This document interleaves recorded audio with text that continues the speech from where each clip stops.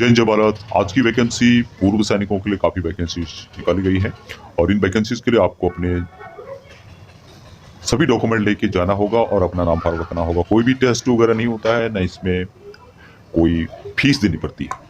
पूरी जानकारी की वीडियो को अंत तक देखिएगा। चैनल को अभी सब्सक्राइब कर दें, नीचे लाल सब्सक्राइब कर दें, बगल में छोटी घंटी है। तो एक एक वैकेंसीज के बारे में जानते हैं इस वीडियो के माध्यम से।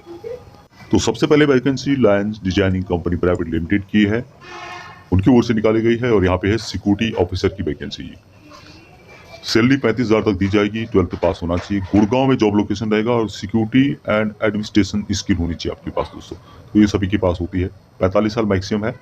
एक वैकेंसी है weekly off and government holiday of दिया जाएगा दोस्तों। यहाँ पे क्या करना होगा, यूनिट टू यूनिट जो ये कंपनी है line designing private limited, 10 kilometre जाना है आपको, आना है और यहीं पे दोस्तों ड्यूटी रहेगी। तो बहुत अच्छी जॉब है। यदि आप कोई इसके अप्लाई करना चाहता है तो 12 जनवरी 2023 की लास्ट डेट रखी गई है।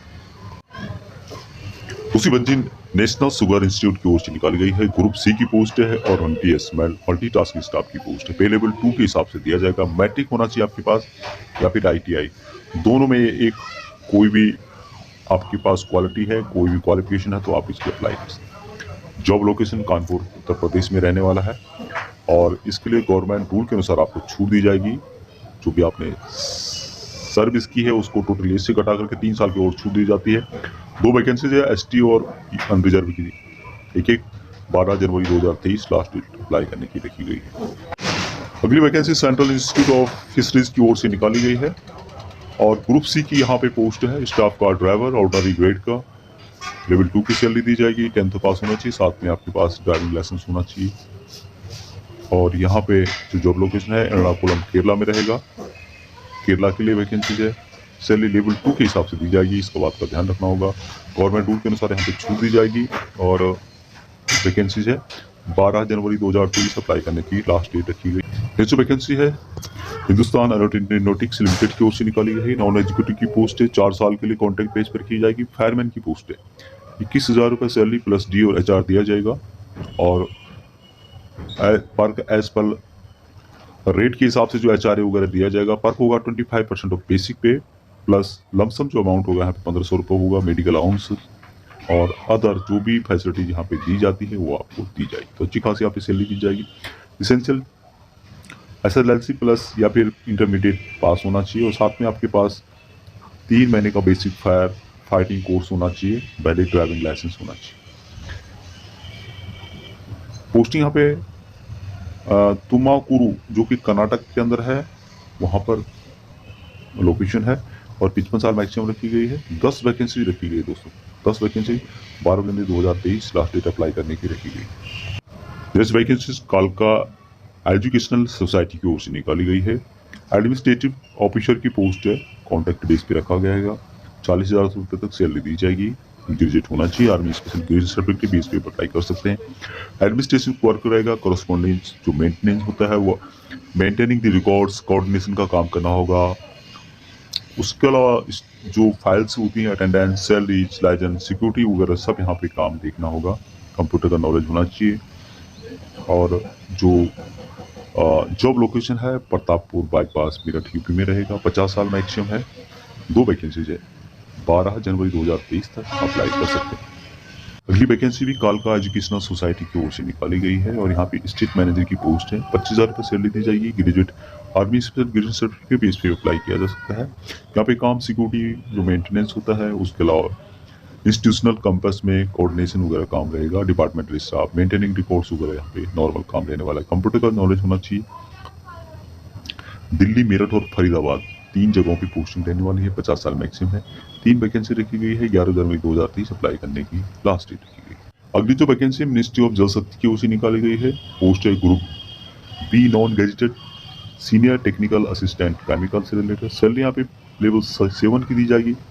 9,300 रुपये से 34,800 रुपये और मैक्सिमम पे मैट्रिक्स 44900 है।